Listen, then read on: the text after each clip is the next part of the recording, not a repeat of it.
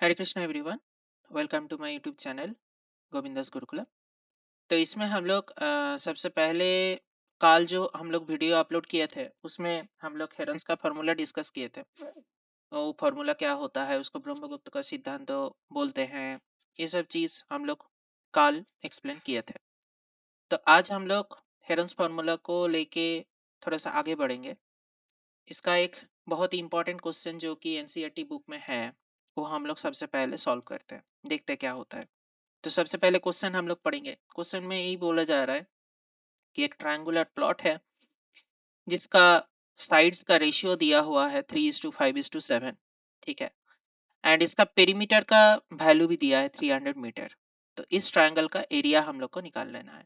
तो जो हम लोग ये स्टडी को डिस्कस किए थे कि ट्रायंगल में यदि कोई हाइट मेंशन है या फिर बेस कोई भी एक साइड एंड उसका हाइट मेंशन है तो हम लोग उसका जो एरिया हम लोग निकाल लेते हैं, half into base into height, जो यूनिवर्सल फॉर्मूला है ट्रायंगल का वो करके हम लोग निकाल लेते हैं। बट यदि एरिया फाइंड आउट करते टाइम ट्रायंगल का एरिया ट्रायंगल का हाइट मेंशन नहीं है किसी भी प्रकार से, तो हम लोग को हेरन्स फॉर्मूला अप्लाई करना पड़ता है उस केस में।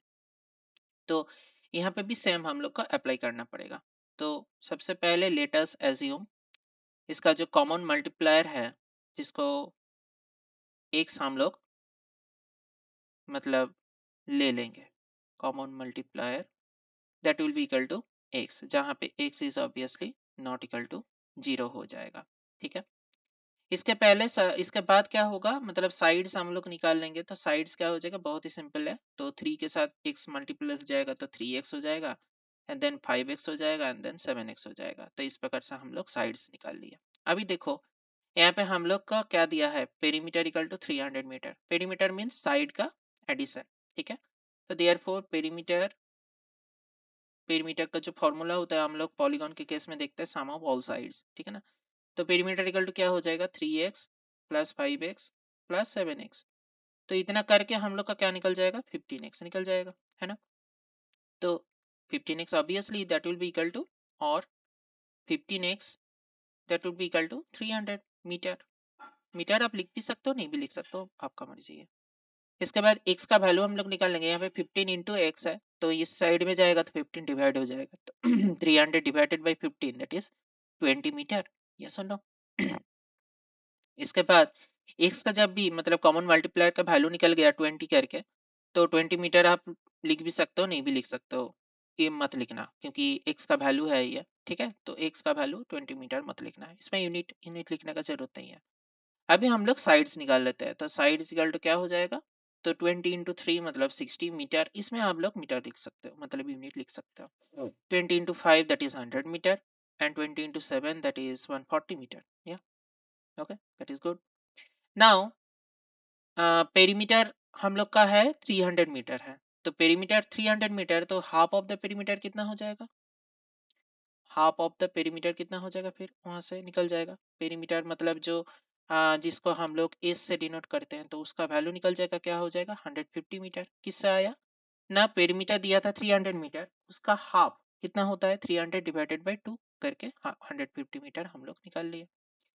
अभी हम लोग क्या करेंगे, वो जो फॉर्मूला था हेरन्स फॉर्मूला जो हम लोग कल डिस्कस किए थे, फॉर्मूला क्या था, area equal to, area equal to क्या था, रूट अंडर के बीच में अंदर में S into S minus A, then S minus B, then S minus सी।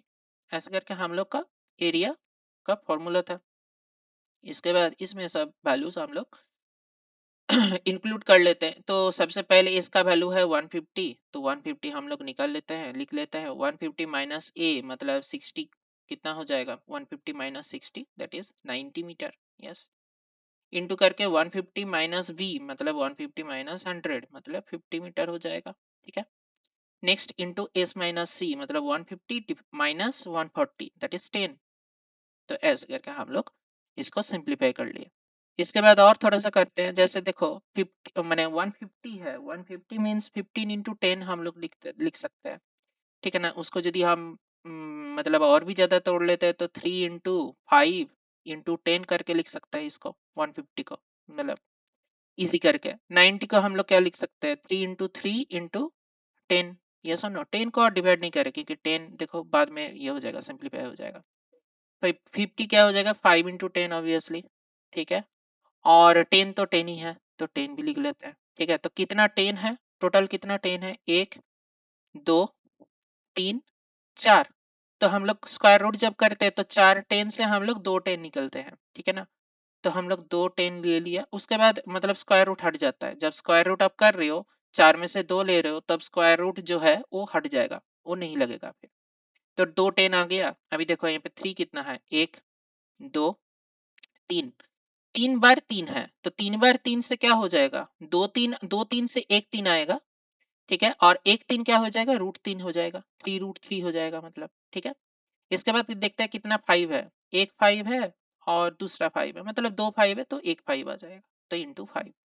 तो इसका वैल्यू कितना हुआ, 10 into 10 means 100, 100 into 3 means 300, 300 into 5 that is 1500।